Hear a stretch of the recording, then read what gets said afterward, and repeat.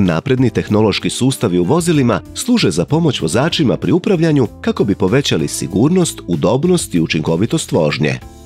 Neki sustavi samo upozoravaju na potencijalno opasne i kritične situacije u prometu, dok neki, poput sustava automatskog kočenja, mogu i reagirati umjesto vozača. Važno je naglasiti kako ti sustavi nisu zamjena za vozača, već mu pomažu u donošenju boljih i sigurnijih odluka.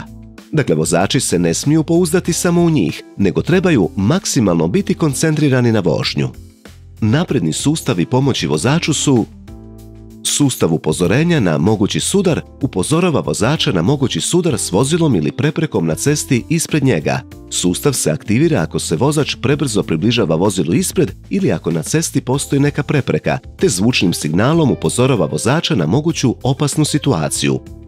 Sustav upozorenja o napuštanju prometne trake prati položaj vozila unutar prometne trake i zvučnim signalima upozorava vozača kada vozilo prelazi oznake prometne trake. Sustav zadržavanja vozila u prometnoj traci aktivira se u slučaju napuštanja prometne trake po kojoj se vozilo kreće. U slučaju nenamjerne promjene smjera i prelaska u drugu prometnu traku, sustav samostalno korigira smjer vozila i vraća ga u njegovu prometnu traku. Sustav nadzora mrtvog kuta upozorava vozača na vozila koja se nalaze u mrtvom kutu ili će se uskoro pojaviti u tom području.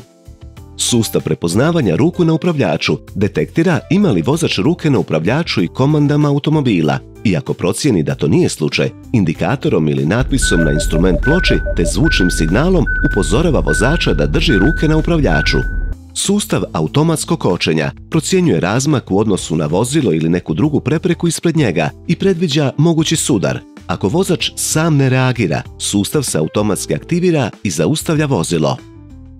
Sustav pomoći pri vožnji autocestom kombinira prilagodljivi tempomat s mogućnošću zaustavljanja i pokretanja vozila te sustav pomoći vozaču za održavanje položaja vozila u sredini prometne trake.